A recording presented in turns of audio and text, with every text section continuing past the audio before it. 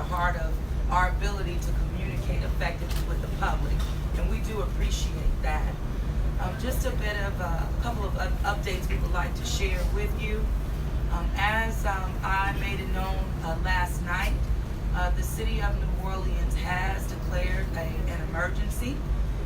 The governor, John Bel Edwards, has followed that this morning with the state of an emergency.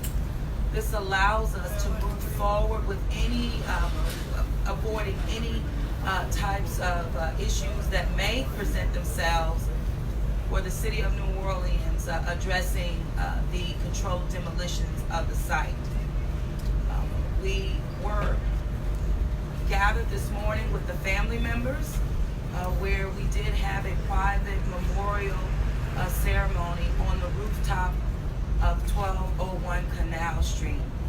You know, I have to say it was my first time, and of course the family's first time, kind of being eye to eye with the structure and knowing that, you know, our people, two of our people are still there. So it was tough, but it continued to build community amongst ourselves and the spirit of love that we share with the family.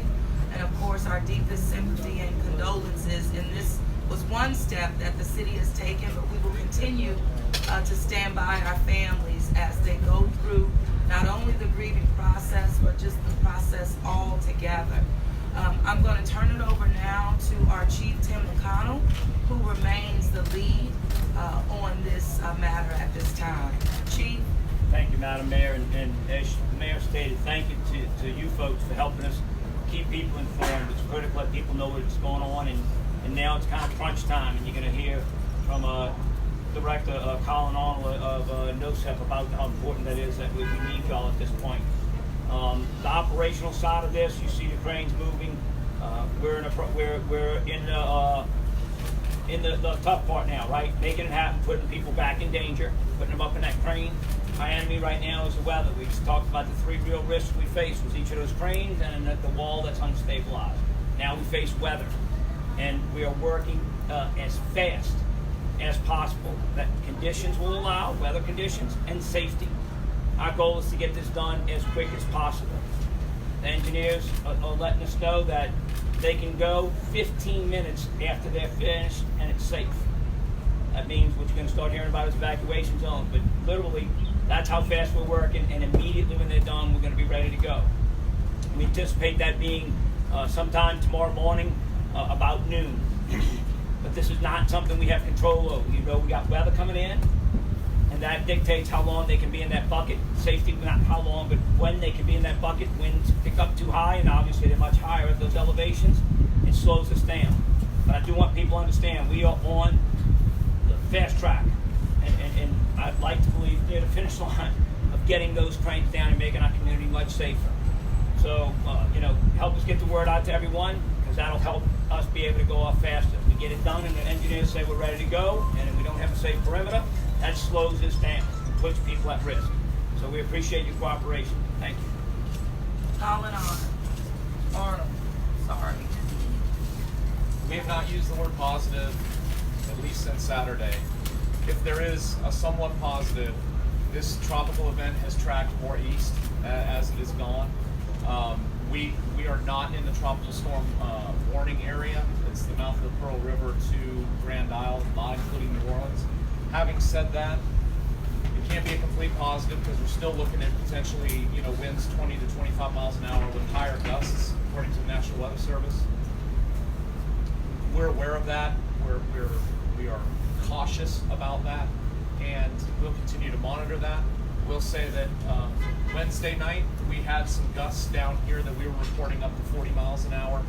So while we're frustrated that we can't get it done today, we're on a timeline, as the chief said, to get this done. Immediately following this, we will be putting out at ready.nola.gov and across our social media and alerts, we'll be putting out the expected impact area, if you will, of what we have to do as far as the controlled demolition of the cranes. It is slightly larger than what we currently are doing, but not. It's not a lot larger. We will be going door to door. We will be doing handbills and door hangers. We will be doing everything we can do to alert the public that for a very brief amount of time, there is going to be activity here that is going to neutralize the threat of these cranes that are damaged. And so we would ask that the media, you, and we would ask that the public please heed all warnings, do your part, and make sure that we do this as safely as possible. And you can follow us at NOLA Ready. You can go to ready.nola.gov. We have set up, if you text Hard Rock, one word, HARDROCK, Hard Rock, to 888-777, you will get all these alerts on your device. And we would ask that you do that, the public do that, and stay informed and stay aware that sometime tomorrow around afternoon, this is going to happen. It's going to be very brief, but we want the public to be as safe as possible. Thanks. Thank you. Those are the updates that we do have at this time. We'll continue to keep you updated throughout the day and evening as necessary. But we'll take questions. Thank you, Madam Mayor. The Advocate and then USA Today. Chief, what are some of the potential risks or dangers of this operation that the engineers have outlined for you? Obviously, the risk still continues to be the towers coming down on their own as opposed to controlled, which is what we're trying to do. And so the wind creates a greater risk. The wind load that gets on those structures is really our greatest risk, is taking these down without being under control. There's obviously the risk that, as it comes down, the structure's unstable. But we believe that we're fine. We have a good evacuation zone, very, very large, so that won't be a risk to any human life. As long as people adhere to what we're doing, we're asking them to do. Firefighters will be going door to door to assist us in making sure people are out of that zone before we do this, and those are the type of things that will slow us down. So those are your greatest risks. And I would tell people, sorry if I disappoint somebody, there's not going to be a show here. There's not a building coming down. There's not going to be much to see. There really isn't. So watch it on the news. That's what I would tell you. Be very, very fast and very minimal. And I'd ask people to. That's our anticipation. USA Today. You talked about 3 dangers, 2 cranes and the unstable wall. I'm sorry, say it again. You talked about 3 main dangers, 2 cranes and the unstable wall. Obviously, you're addressing the cranes. Have you begun to address the wall, and what can you do? What is the process, and what are the possibilities? We'll address that after the cranes come down. What we've done to address it is keep people out of there. We've got our evacuation zone and the workers that are working in there. We have a safety plan to address that. We talked about taking it down before, but it's right at the base of the crane in too close in proximity. So taking it down, our fear was it would the risk of damaging the crane further. So we're operating with it there, and after we get the cranes down, which obviously create, because of their height, create a much larger perimeter, we'll shrink that perimeter, and then we'll address the building as we would if it had been just a building without the cranes. And one more quick question. You talked about the main gas line that's over here, and you're going to isolate it. Will that have larger effects on the corner businesses outside of this zone? It has already happened. So those who are affected were notified prior, and with our partners with Entergy, they've been fantastic. They've been here, they've worked late in the night throughout this process, and then they're going to work just as hard, or probably harder afterwards, to make sure to get people re-hooked up. Yes, sir. I would just say Entergy New Orleans, the communication has been amazing, and they have really minimized the impact to anybody outside of exactly where we're at right now. And they were purposeful about that. The communication has been amazing. And we understand the threat. Because we understand the threat, we're taking every precaution necessary and working with our partners as it relates to those utility lines and gas lines. Very serious. WGNO followed by WWL. So if you wait until noon tomorrow or thereabouts, the system in the Gulf will have gone past us. So it's not a concern like it was. Is that true? Yes, if it's passed, it's true. But I mean, It's not what we want. We obviously, as we said, we wanted to get it you down can before wait till then. Let me be clear, and I don't mean to play semantics with you, right? We're not waiting till then. Exactly. If we're ready before then, we're going before then. The rain does not stop us. The wind does not stop us. The only thing that would stop us is not being finished. I'm gonna emphasize one more time.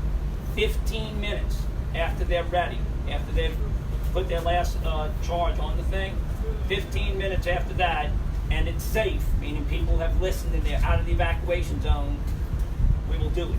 So if it happens before that, it'll happen before that. That timeline of 12 noon is everything going according to plan and no real cushion. And we know we got wind coming in that's going to take away from our cushion. So we're not waiting for anything. I would love to have gotten it down before that wind, but Mother Nature's Mother Nature. She don't wait for nobody. So, one quick other question, just so everybody's clear. When these charges go off, you expect it to kind of collapse like a letter A almost? Is that how- Pretty much. Pretty much. Hopefully so.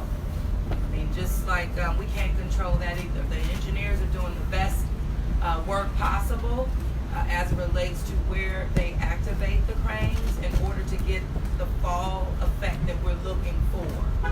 But still, with anything, there can be some unknowns, and we're wanting to make sure that we're able to even respond to those unknowns. So being as proactive and prepared as possible on the front end should something not go accordingly to plan. Are you The planning on intent is booms will come down on the site. Booms will drop down into the site, and the crane tower will come down a considerable amount of height. WWL. Have the cranes shifted any more overnight or this They moved a little bit, but nothing that is slowing them down at this point.